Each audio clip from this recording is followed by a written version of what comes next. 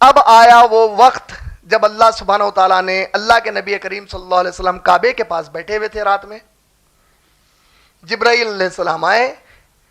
اللہ کے نبی صلی اللہ علیہ وسلم کہتے ہیں کہ جبرائیل علیہ السلام نے میرے سینے کو پھاڑا اور میں ہوش میں تھا. بازو ایک سونے کے برتن کو اپنے ساتھ لائے تھے اور اس میں جنت کا پانی تھا. میرے سینے سے میرے دل کو نکالا اور جنت کا، اس کے اندر ایمان تھا جو جنت سے لائے تھے. میرے دل کو اس میں ڈبو دیا یہاں تک کہ میرا دل سارے ایمان کو چوس لیا اور پھر میرے دل کو واپس میرے سینے میں رکھ دیا اور مجھ سے کہا گیا کہ اے اللہ کے رسول یہ سواری پر سوار ہو جائیے. کون سی سواری تھی؟ اب یہ واقعے کو بہت غور سے سنیے کیونکہ اب ہم سیرت کے بالکل ایک سائیڈ اگر آپ ابھی تک یہ دیکھ رہے تھے تو اب سیرت کے یہ سائیڈ کو، یا یہ سائیڈ دیکھ رہے تھے تو اب یہ سائیڈ کے اوپر یہاں سے اللہ کے نبی کے پورے سیرت کا ایک الگ پہلو شروع ہونے والا ہے. آپ لوگ سوچ رہے ہیں کہ معراج کے واقعے میں الگ پہلو کدھر سے آ گیا، تو انشاءاللہ بہت جلد آپ کو سمجھ میں آ جائیں گا. اللہ کے نبی صلی اللہ علیہ وسلم کو براق پر چڑھایا گیا اور اللہ کے رسول صلی اللہ علیہ وسلم فرماتے ہیں براق ایک ایسا جانور تھا جو نہ گھوڑا تھا نہ گدھا، لیکن گھوڑے سے چھوٹا تھا، گدھے سے بڑا تھا اور اتنا تیز سواری کرتا کہ جہاں تک نظر جاتی اس کا قدم اتنی دور ڈال دیتا ہے. اور اللہ نے میرا سفر شروع کروایا. آج میں نے جس آیت سے شروع کی اپنے اس بیان کو، یہ سورہ بنی اسرائیل سورہ نمبر 17 کی آیت نمبر. سورہ بنی اسرائیل کا ایک اور نام کیا ہے؟ اسرا. عربی میں کس کو کہتے ہیں؟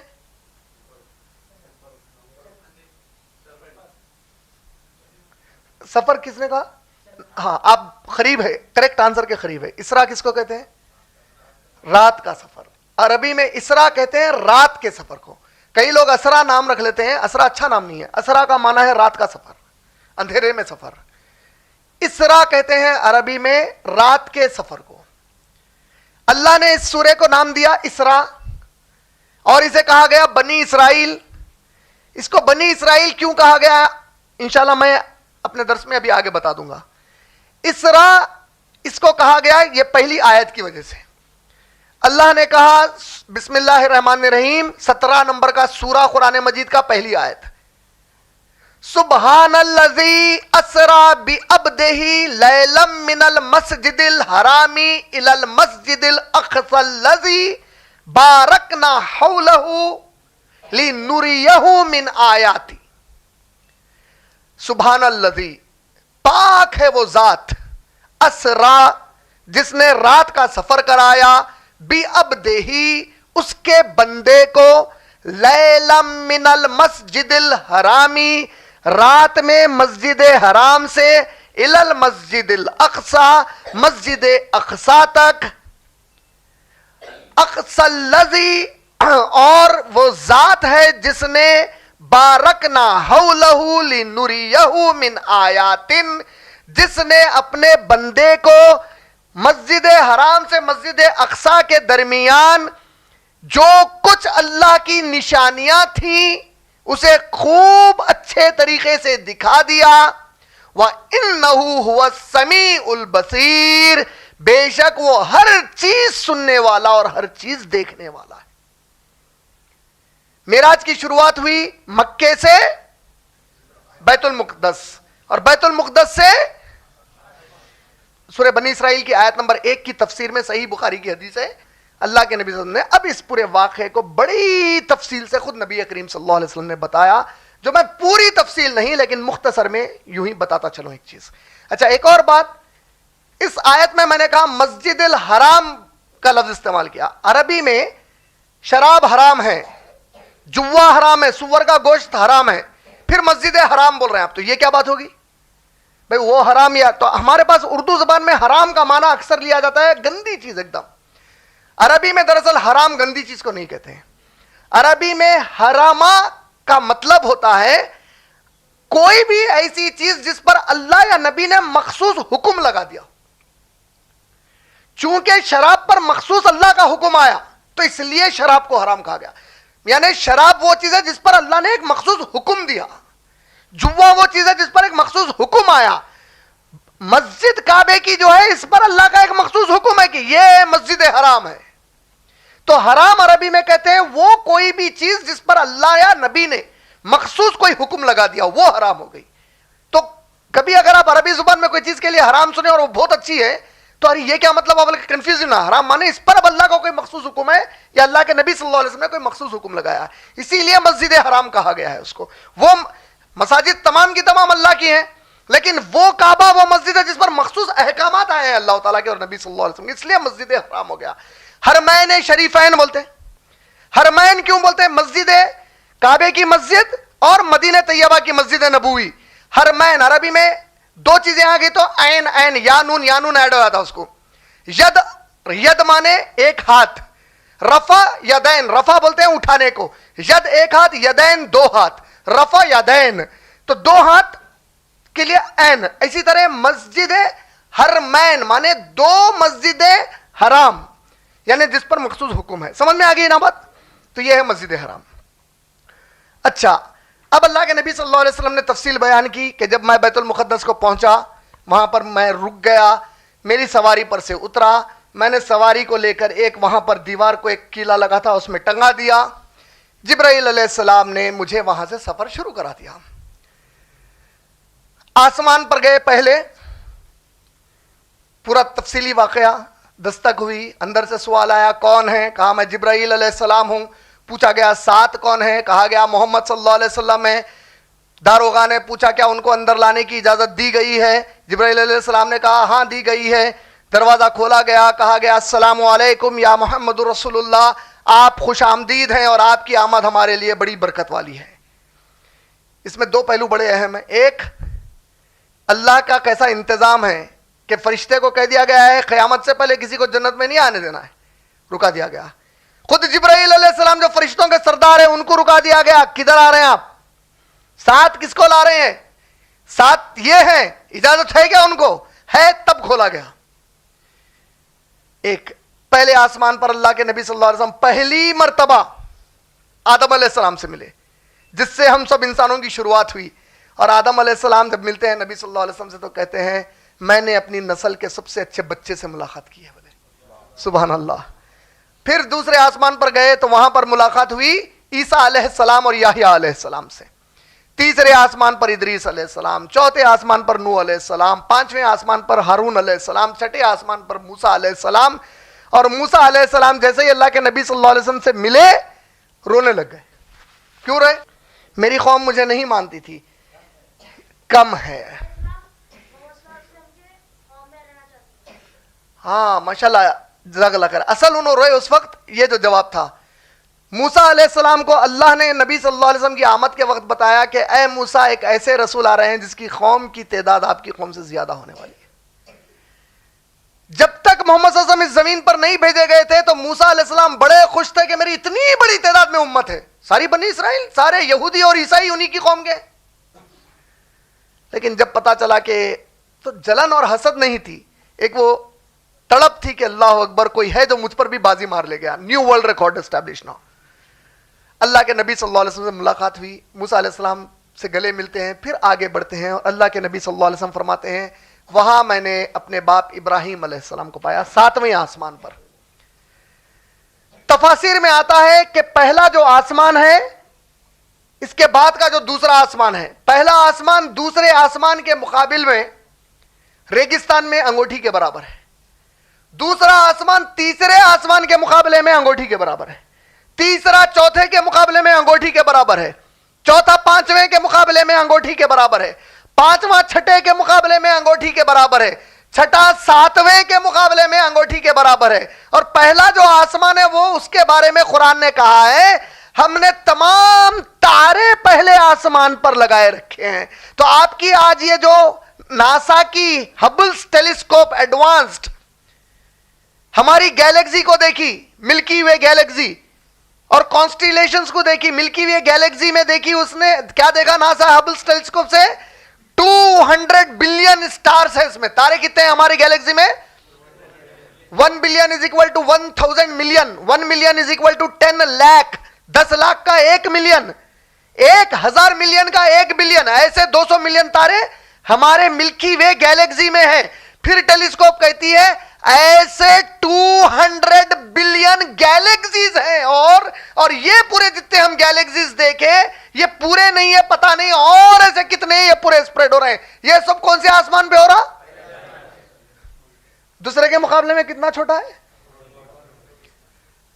دوسرا تیسرے کے مقابلے میں, تیسرا چوتھے کے مقابلے میں, چوتھا پانچویں کے, پانچواں چھٹے کے, چھٹا ساتویں کے.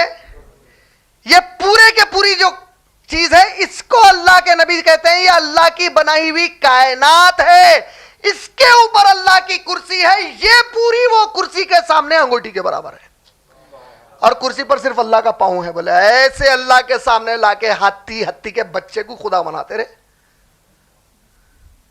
ایسے اللہ کے سامنے لا کے مرے ہوئے مردے کو بولتے کہ انہیں عطا کرتا, رب کیا رکاتا اس کو.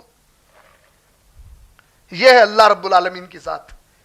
تو جب اللہ کے نبی صلی اللہ علیہ وسلم معراج میں گئے, 7ویں آسمان پر آپ جب گئے تو وہاں پر اچانک اللہ کے نبی کریم صلی اللہ علیہ وسلم نے بڑا پیارا منظر دیکھا.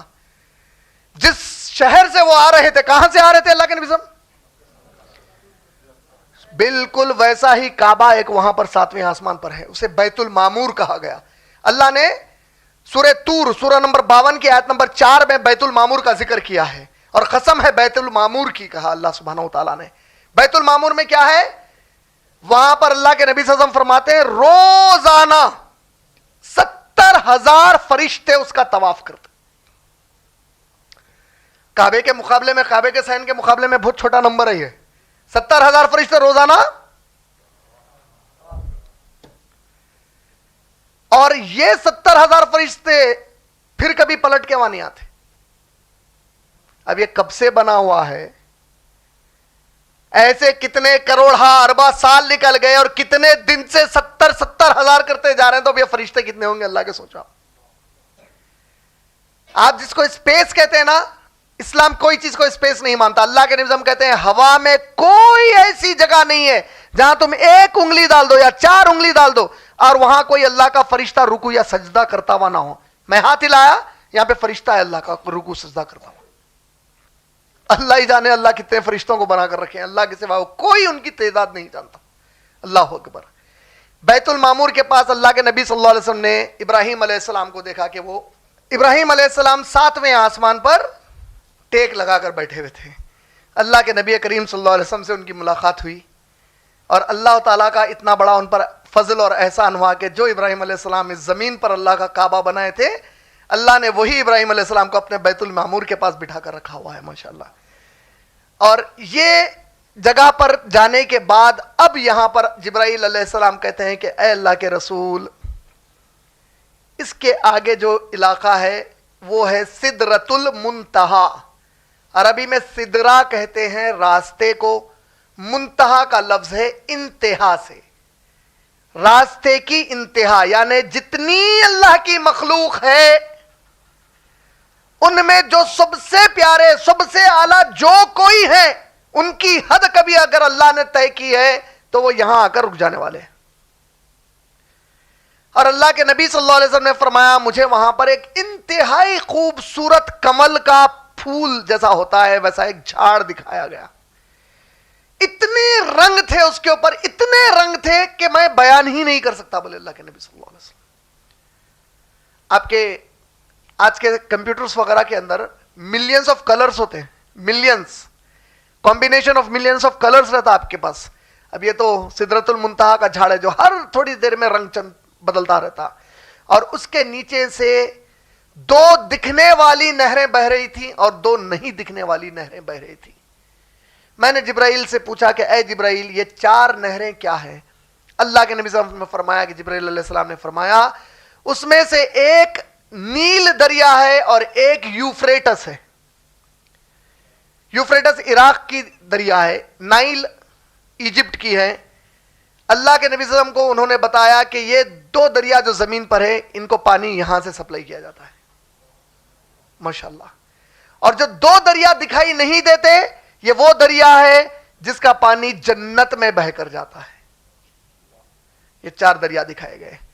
اور اس کے بعد اللہ سبحانہ و تعالیٰ کے سب سے پیارے فرشتے جبرائیل علیہ السلام، فرشتوں کے سردار نے کہا کہ اے اللہ کے رسول، یہ اب میری بھی انتہا ہے، اس کے آگے گیا تو میرے پر جل جائیں گے، اب اللہ چاہتے ہیں کہ یہاں سے آپ اکیلے آگے بڑھیں۔ اللہ اکبر۔ اللہ کے نبی صلی اللہ علیہ وسلم کچھ دیر کے لیے ڈر گئے، اللہ کا معاملہ ہے، اللہ بلا رہے ہیں، اکیلے ہیں، کبھی کسی کے ساتھ یہ آپ صلی اللہ علیہ وسلم سے پہلے پیش نہیں آیا۔ آگے بڑھنے کا وقت آ گیا، آپ صلی اللہ علیہ وسلم نے فوری آداب کو ملحوظ رکھتے ہوئے سورہ طٰہٰ جب آپ پڑھیں گے سورہ نمبر 20 کی آیت نمبر 1 سے لے کے آیت نمبر 24-25 تک، تو اس میں آتا ہے کہ موسیٰ علیہ السلام جب طور کے پہاڑ پر چڑھ رہے تھے تو ان کے پیر میں جوتا تھا، اللہ نے آواز لگائی، اے موسیٰ اپنے جوتے کو اتار کر اوپر آؤ۔ اللہ کے نبی صلی اللہ علیہ وسلم کو شاید موسیٰ علیہ السلام کا وہ واقعہ یاد آ گیا اور فوری اپنے جوتے کو اللہ کے نبی صلی اللہ علیہ وسلم نے چھوڑا، پیچھے سے آواز آئی جوتا پہن کر آ گیا۔ اللہ اکبر۔ اب اللہ کے نبی صلی اللہ علیہ وسلم ابھی سوچ رہے ہیں کیسے جاؤں، اور اللہ کے نبی کریم صلی اللہ علیہ وسلم کہتے ہیں مجھے کچھ دیر کے لیے ایسے محسوس ہوا کہ کوئی مجھ سے آگے وہاں چل رہا ہے، میری ہمت بڑی، شاید کوئی اور بھی ہے، اور پھر میں آگے بڑھتا گیا، اور اس کے بعد وہ سب کچھ اللہ نے مجھے دکھایا جو اللہ دکھانا چاہتے تھے۔ اس بات کو لے کر بعض لوگوں نے یہاں سے کہانی بنانی شروع کی کہ اللہ اور نبی صلی اللہ علیہ وسلم بغیر پردے کے اللہ نبی صلی اللہ علیہ وسلم سے بات کرتے بیٹھ گئے۔ یہ بات غلط ہے، میں نے پہلے بھی کہا ہے، حدیث سے صحیح مسلم کے بی بی عائشہ رضی اللہ تعالی عنہا نے کہا کہ جو یہ کہے کہ اللہ کے نبی نے اللہ کو آنکھوں سے دیکھا ہے وہ جھوٹا ہے۔ ہماری ماں ام المومنین کہہ رہی ہیں وہ جھوٹا ہے جو یہ کہے۔ اللہ کے نبی صلی اللہ علیہ وسلم نے کہا کہ میرے اور اللہ کے بیچ میں ایک نور کا پردہ تھا، اور جب یہاں پر گئے تو ہم مسلمان بھائیوں اور بہنوں کو چاہیے کہ سورہ بقرہ کی آخری 2 آیتیں حفظ کر لیں۔ آخری جو 2 آیتیں ہیں کیا ہیں؟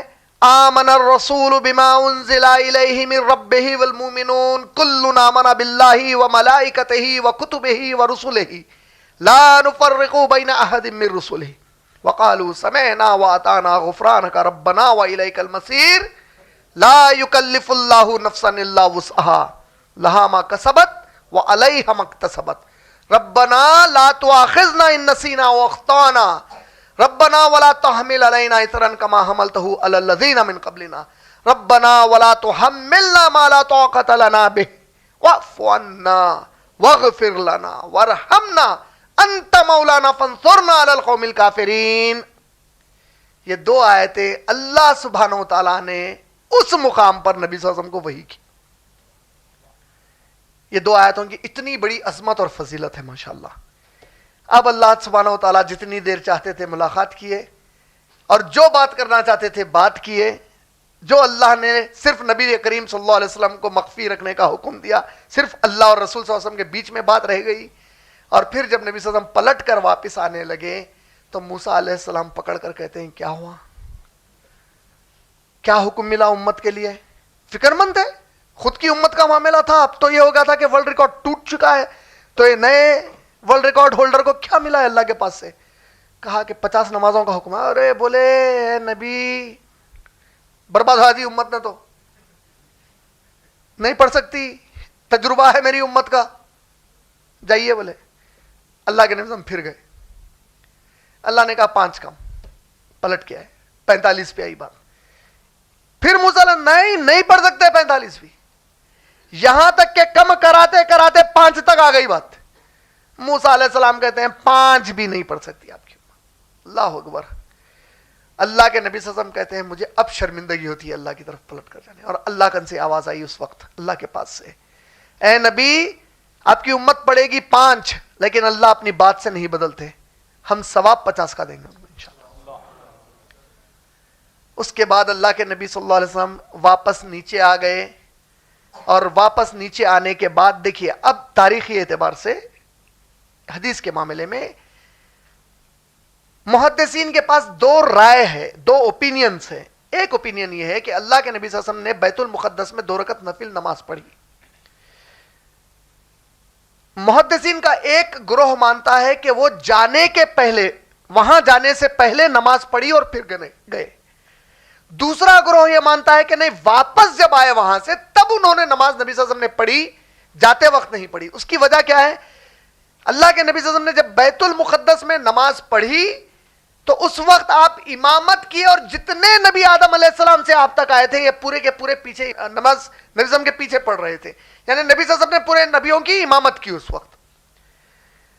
محدثین کی یہ دو رائے میں جس سے مطمئن ہوں، میں جو اس سے مطمئن ہوں، میری نالج غلط بھی ہو سکتی ہے، آپ نے اپنی تحقیق کرنی ہے، میرا اطمینان بھی یہی رائے سے ہے کہ شاید واپسی میں نماز پڑھائی گئی.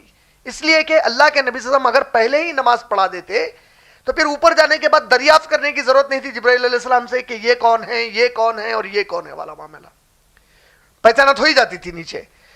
واپس جب آئے تو ان لوگوں کو بھی، نبیوں کو اللہ کے نبی کا تعارف مل گیا آسمانوں میں، اب ان کو پیچھے پڑنے میں کوئی معاملہ ہی نہیں رہا. اللہ کے نبی صلی اللہ علیہ وسلم نے امامت کی اور تمام نبیوں نے بیت المقدس میں نماز پڑھی. نماز مکمل ہونے کے بعد اللہ کے نبی صلی اللہ علیہ وسلم کو جبرائیل علیہ السلام نے واپس مکۃ المکرمہ میں لا کر چھوڑا، اور یہ پورے کا پورا سفر صرف ایک رات کے وقفے میں ہوا. جب واپس لوٹے اللہ کے نبی صلی اللہ علیہ وسلم تو ام ایمن رضی اللہ تعالی عنہا کے گھر پر لوٹے. ام ایمن کون ہے؟ کسی کو ہے آئیڈیا ام ایمن کون تھی؟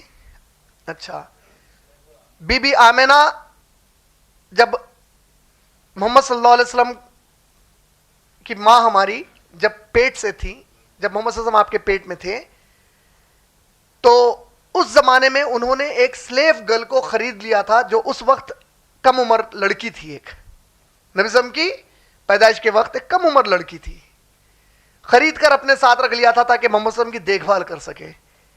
ام ایمن رضی اللہ تعالیٰ عنہ جس وقت ابھی نبی صلی اللہ علیہ وسلم پیدا نہیں ہوئے تھے، اسی وقت تقریباً 15 سال 16 سال جو بھی ان کی عمر تھی وہ عمر کی تھی. پھر بعد میں تو جب نبی صلی اللہ علیہ وسلم نبی بن گئے تو یہ تو بڑی عمر کی تھی ان سے، تو اکثر نبی صلی اللہ علیہ وسلم کو وہ نام سے بھی پکار لیا کرتی تھی، کبھی بیٹا کہہ کر بھی پکارتی، اور نبی صلی اللہ علیہ وسلم ان کو ہمیشہ امی کہہ کر پکار لیتے، میری ماں کہہ کر پکارتے ام ایمن کو. اور ان کے بڑے مزے کے واقعات ہیں ام ایمن کے، یہ بڑی ہٹی کٹی تھی، تو یہ سمجھو آپ کے صحابہ کو بھی ڈراتی تھی. کئی بار صحابہ خاموش ہو جاتے، بھائی اللہ کے نبی صلی اللہ علیہ وسلم بڑی عزت کرتے ہیں ماں کی طرح، کئی بار خاموش ہو جاتے. ان کا ایک بڑا مزے کا واقعہ ہے، سننا چاہیں گے؟ زید بن حارث رضی اللہ تعالیٰ عنہ کے پاس ایک خوبصورت جھاڑ تھا چھوٹا. وہ کہیں جا رہے تھے تو اللہ کے نبی صلی اللہ علیہ وسلم سے کہا کہ اللہ کے رسول میں کہیں جا رہا ہوں، یہ جھاڑ تھوڑا آپ کے پاس رہنے دیجیے. ام ایمن وہیں پر تھی. اللہ کے نبی نے کہا کہ ماں آپ کے پاس رہنے دیجیے، میں بعد میں لے لوں گا. اب یہ جھاڑ کو رکھ لی اپنے پاس، اب روز اسے پانی سے سینچتی، یہاں تک کہ وہ جھاڑ سے محبت ہو گئی اب ان کو. اب زید بن حارث رضی اللہ عنہ واپس لوٹے، اللہ کے نبی نے کہا جاؤ اور ام ایمن سے لے لو. وہ آئے ام ایمن کے پاس، کہتی ہے نکل. ارے میرا جھاڑ، نہیں دیتی. نبی نے بھیجا، جا بول نہیں دیتی. بولے وہ جا کے نبی صلی اللہ علیہ وسلم کو بولے کہ اللہ کے رسول جھاڑ نہیں دے رہی ہے مجھے. اللہ کے نبی خود آئے، بولے اے ماں دے دے اسے، نہیں دیتی بول رہے. اچھا نبی صلی اللہ علیہ وسلم بولے اچھا ایک کام کریں گے، میں آپ کو اس کے بدلے میں یہ دیتا ہوں، نہیں دیتی بول رہے. اچھا ماں اتنا دیا تو دے دیں گے آپ، نہیں دیتی بول رہے اللہ کے نبی صلی اللہ علیہ وسلم کو. اچھا نبی صلی اللہ علیہ وسلم بولے دیکھو ماں آپ کو اور کیا چاہیے بولو. کچھ نہیں چاہیے، جھاڑ چاہیے بول رہے. اللہ کے نبی صلی اللہ علیہ وسلم نے کہا کہ میں اتنا زیادہ دیتا ہوں، تو رک گئی تھوڑی دیر. اچھا جنت میں ایک جھاڑ دوں، تھوڑا اور سوچی. اچھا ٹھیک ہے لے کے جا بول کے دے دیے. جب ان کا ایک اور ایسے ہی واقعہ آتا ہے، اللہ کے نبی صلی اللہ علیہ وسلم بی بی عائشہ رضی اللہ تعالیٰ عنہا اور دوسرے امہات المومنین کے ساتھ حجرے میں بیٹھے ہوئے تھے، اور یہ ام ایمن رضی اللہ تعالیٰ وہاں پر آئیں اور وہ بھی ان لوگوں کے ساتھ بیٹھ گئی. کچھ دیر گفتگو ہوئی، اچانک محمد ذرا پانی پلاؤ بولے. بی بی عائشہ رضی اللہ تعالیٰ پلٹ کر دیکھی، کیا دیکھ رہی ہے پوچھے. بولے اب اللہ کے رسول سے پانی منگائیں گے. ہوگا اللہ کا رسول، میرا تو بچہ ہے. بولے اللہ کے نبی صلی اللہ علیہ وسلم جگہ سے اٹھ کے جا کے پانی پلایا ان کو. ماشاءاللہ سبحان اللہ. تو اللہ کے نبی صلی اللہ علیہ وسلم کے ساتھ ایسے بھی صحابیات رہے ہیں ماشاءاللہ. تو یہ ام ایمن رضی اللہ تعالیٰ عنہ کے گھر کو واپس آئے اللہ کے نبی صلی اللہ علیہ وسلم معراج سے. آ کر ام ایمن رضی اللہ تعالیٰ عنہ کو پورا واقعہ سنایا. کہا یا امی میری ماں میرے ساتھ یہ ہو گیا. ام ایمن کہتی ہے اے میرے رسول، اے میرے بچے، یہ بات ذرا باہر مت بتاؤ، لوگ تمہارا مذاق اڑائیں گے. کہا اے میری ماں میں کیسے نہ بتاؤں، اللہ نے مجھے تبلیغ کے لیے بھیجا ہے، چاہے وہ کچھ کہے میں تو یہ بات بتاؤں گا. اور قسمتوں کو اللہ کے نبی صلی اللہ علیہ وسلم باہر بات بتانے نکلے تو سب سے پہلی ملاقات ابو جہل. اللہ کے نبی صلی اللہ علیہ وسلم نے سوچا کہ چلو سب سے پہلے اسی کو بتا دیتے. کہا ابو جہل. ابو جہل بولا اچھا مجھے بلا رہے ہیں, کیا بات ہے؟ فوری گا تمہیں معلوم ہے آج رات میرا یہ سفر ہوا. ہاں تو بولا ایک سیکنڈ, تم ایک رات میں بیت المقدس گئے, جو ہم لوگوں کے حساب سے سواری لے کے گئے تو 1 مہینے کا سفر ہے. 1 مہینے کا سفر, تم وہاں پہ بھی گئے, 7ویں آسمان پہ بھی گئے, پھر وہاں واپس بھی آئے, نماز بھی پڑھائے اور تم آ گئے, یہی نا؟ بولے ہاں یہی ہے. میں تمہارے پورے لوگوں کو جمع کرا تو بولتے کیا؟ پوچھا. بالکل بولتا ہوں. بولے پوروں کو جمع کر دیا. بولا محمد صلی اللہ علیہ وسلم کچھ کام کی بات بول رہے ہیں, سنو. بولا محمد صلی اللہ علیہ وسلم پورا سنا ہے. اب ٹیٹی ٹھاٹا سیٹیاں یہ, اور چونکہ نعوذ باللہ نبی صلی اللہ علیہ وسلم کو تو کاہن بول رہے تھے, نعوذ باللہ من ذالک. تو اللہ کے نبی کریم صلی اللہ علیہ وسلم, اس دوران وہی ابو بکر صدیق والا واقعہ بھی ہے رضی اللہ تعالیٰ عنہ کا. جب وہاں سے نکلا لوگوں کو جمع کرنے تو سب سے پہلے ابو بکر صدیق سے ملتا ہے اور کہتا ہے کہ سنو کیا ہو. کہتے ہیں نبی. ابو بکر صدیق رضی اللہ عنہ نے ریکنفرم کیا, کس نے کہا؟ کہا اللہ کے نبی نے کہا. اللہ کی قسم صحیح ہے. تو ماشاءاللہ وہ والا واقعہ بھی ہو گیا. بہرحال سب لوگ جمع ہو گئے. اب جب یہ مان نہیں رہے تھے تو ایک شخص نے کہا ٹھیک ہے ایک کام کرتے ہیں, ہم میں سے کچھ لوگ ہیں جو تجارت کے لیے کئی بار بیت المقدس جا کے آئے ہیں, ذرا ان سے پوچھو بیت المقدس کیسی لگتی ہے. تو اللہ کے نبی صلی اللہ علیہ وسلم فرماتے ہیں کہ میں نے بیان کرنا شروع کیا کیسی لگتی ہے. جتنا یاد تھا بتایا, کیونکہ کچھ جھلک دیکھی تھی. اچانک کچھ دیر کے لیے میں رک گیا, مجھے یاد نہیں آ رہا تھا. اللہ نے ساری بیت المقدس کو میرے سامنے کر دیا اور میں ایک ایک اینٹ کے حساب سے ان کو بیان کرتا. بولے ماشاءاللہ. اب یہ سب بیان ہوگا. پھر اللہ کے نبی صلی اللہ علیہ وسلم نے کہا تم جانتے ہو جب میں واپس آ رہا تھا تو اے قریش کے لوگوں تمہارا ایک قافلہ واپس آ رہا ہے, اس کا ایک اونٹ کھو گیا تو وہ لوگ اسے ڈھونڈنے میں تھے. میں اوپر تھا تو میں نے دیکھ کر ان کو بتایا کہ ان کا اونٹ کہاں ہے, اور مجھے پیاس لگ رہی تھی تو ان کے فلاں برتن سے میں نے پانی لے کر پیا ہے, اور ان کا فلاں اونٹ سامنے ہے اور اس اونٹ پر یہ سامان ہے. تو ان لوگوں نے کہا ایک کام تو کرو, جلدی جلدی کسی کو بھیجاؤ, پہلے راستے میں قافلہ ہے بول رہے ہیں. پورے باتوں کی تصدیق ہو گئی. سب کچھ ہونے کے بعد اب جادوگر تو نہیں بول سکتے تھے, لیکن چونکہ آنکھوں پر پردہ پڑا تھا پھر بھی ایمان نہیں لے کے آئے. اپنے انشاءاللہ اس واقعے کے ساتھ اس بیان کو یہاں پر ختم کر کے ہم لوگ واپس جوائن ہوں گے انشاءاللہ 2:30 کو. جب 2:30 کو جوائن ہوں گے تو اس میں ہم لوگ سب سے پہلی مرتبہ چونکہ ایک بالکل نئے پہلو کی طرف جانے والے ہیں نبی صلی اللہ علیہ وسلم کی سیرت کے, سب سے پہلے یہ سمجھنے کی کوشش کریں گے کہ اتنا عظیم معجزہ معراج کا بجائے کعبے کے بیت المقدس سے کیوں کیا گیا. انشاءاللہ. وآخر دعوانا الحمدللہ رب العالمین. السلام علیکم.